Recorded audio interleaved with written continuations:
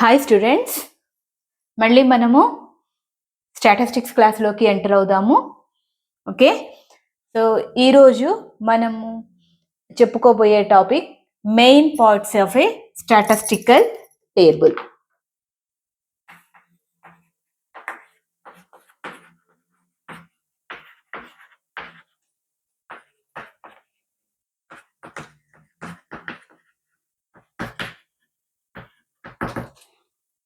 Main parts of a statistical table. So ఇందులో చూడండి, so మనము స్టాటిస్టికల్ టేబుల్ అంటే ఏమనుకున్నాము?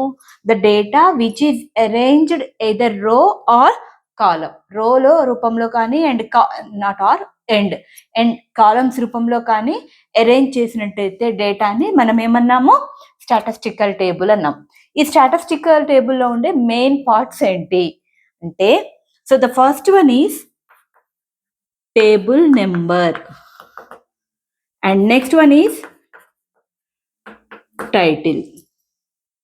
ఓకే, ప్రతి ఒక్క స్టాటిస్టికల్ టేబుల్కి ఒక నెంబర్ అనేది ఇవ్వాలి, అలానే దానికి ఒక టైటిల్ కూడా ఇవ్వాలి.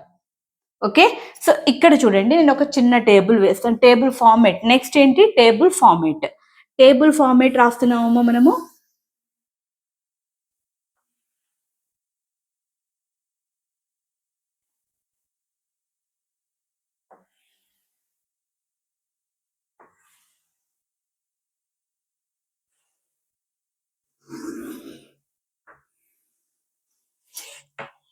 సో ఇందులో మనకి ఏమేమి ఉంటాయి?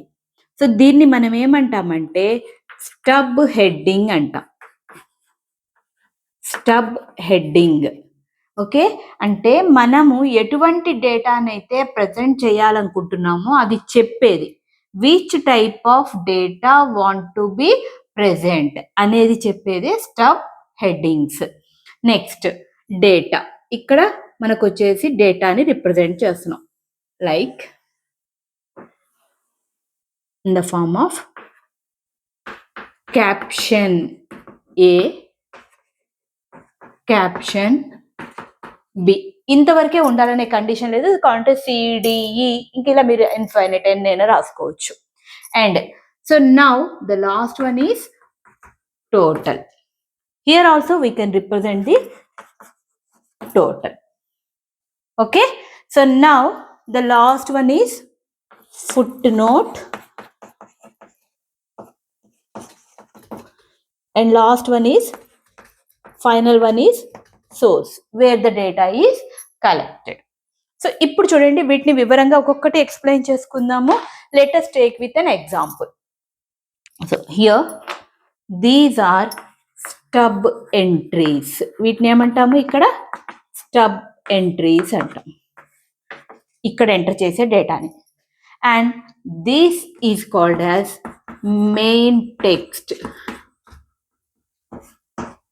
ఇక్కడంతా ఎంటర్ చేసే డేటాని ఏమంటాము? మెయిన్ టెక్స్ట్ అంటాం. Okay, so let us take. మనము మీకు ఒక చిన్న ఎగ్జాంపుల్ చెప్తాను. ఎగ్జాంపుల్ ద్వారా ఈజీగా తెలుసుకుందాం.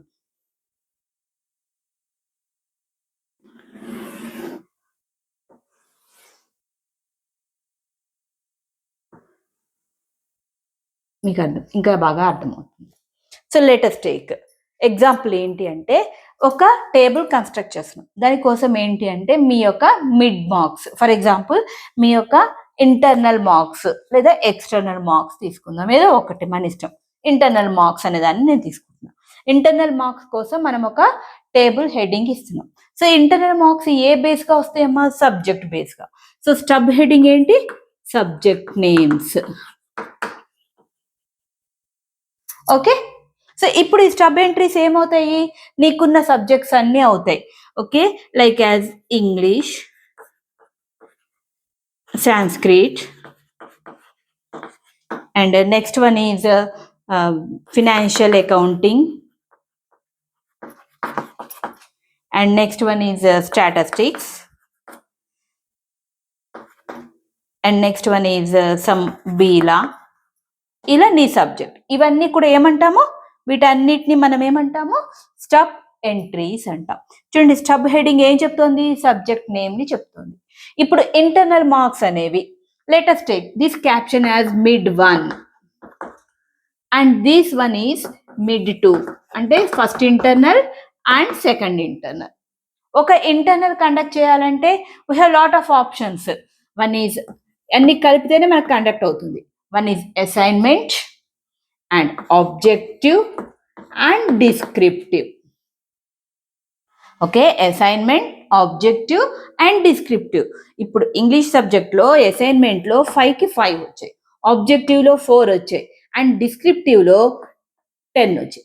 So these one is your marks.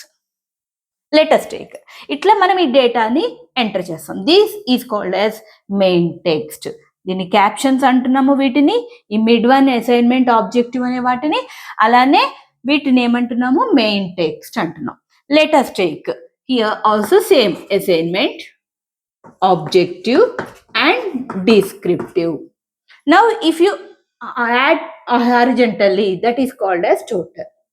ఇప్పుడు నీకు సెకండ్ అసైన్మెంట్లో కూడా 5కి 5 వచ్చాయి, ఆబ్జెక్టివ్లో 8 వచ్చాయి అండ్ డిస్క్రిప్టివ్లో 18 వచ్చాయి అనుకున్నాం. నౌ ద టోటల్, ఇవన్నీ యాడ్ చేస్తే వచ్చే amount, this is called as total. ఇవే మార్క్స్ ని వర్టికల్ గా యాడ్ చేస్తే వచ్చేది vertical total. Got it? So here vertical గా యాడ్ చేస్తే వచ్చేది vertical assignment total and objective total and descriptive total. So this is the part of table. And now last one, foot note. So దీనికి ఇంకొక పేరు end note అని కూడా అంటాం. Okay, so here sometimes A data గనక ఎక్కడి నుంచైనా మనం తీసుకున్నట్టయితే where we collect the data అనేది చెప్పేది సోర్స్. ఓకే, ఈ టేబుల్ని నువ్వు ఇప్పుడు మార్క్స్ అంటే నువ్వు గెయిన్ చేసుకునేవి. ఒక స్టాటిస్టిక్స్, ఒక for example national stock exchange గురించి, డిఫరెంట్ కంపెనీస్ యొక్క పర్ఫార్మెన్స్ గురించి టేబుల్ తీసుకున్నావు అనుకో, అప్పుడు నీకు ఎక్కడ సోర్స్ ఎక్కడ అవుతుంది, పలానా రోజు నేషనల్ స్టాక్ ఎక్స్చేంజ్ నుంచి డేటా తీసుకున్నాను, అది మెన్షన్ చేస్తాం. That is source. ఓకేనా? సో నెక్స్ట్ వన్ వచ్చేసరికి ఈ ఫుట్ నోట్. ఫుట్ నోట్కి ఇంకొక పేరు ఏంటి, ఎండ్ నోట్. ఎండ్ నోట్ అని కూడా అనొచ్చు. ఈ ఎండ్ నోట్ ఏంటి అంటే it can given the detailed explanation of some additional information. కొన్ని సందర్భాల్లో ఎడిషనల్ ఇన్ఫర్మేషన్ కూడా ఉంటుందమ్మా. ఎడిషనల్ ఇన్ఫర్మేషన్ గురించిన ఇండికేషన్ ఇచ్చేదే foot note. I hope you can understand this main parts of statistical table. ఈ స్టాటిస్టికల్ టేబుల్ యొక్క మెయిన్ పార్ట్స్ నీకు అర్థమై ఉంటాయి అనుకుంటున్నాను. నీకు అర్థమైనట్టయితే కనుక నీ ఫ్రెండ్స్కి కూడా షేర్ చెయ్యి, లైక్ చెయ్యి అండ్ కామెంట్ చేయి మర్చిపోకు. అండ్ సబ్స్క్రైబ్ చేయడం అసలే మర్చిపోవద్దు ప్లీజ్. మీరు సబ్స్క్రిప్షన్ అనేది మోటివేషన్ ఫ్యాక్టర్గా ఉంటుంది. At the same time shorts రూపంలో నేను చదివిన బుక్ గురించి ఏ రోజుకు ఆ రోజు 1-2 వీడియోస్ అప్లోడ్ చేస్తూ ఉంటాను. Thank you very much. Buy from Sharada's learning hub. Bye.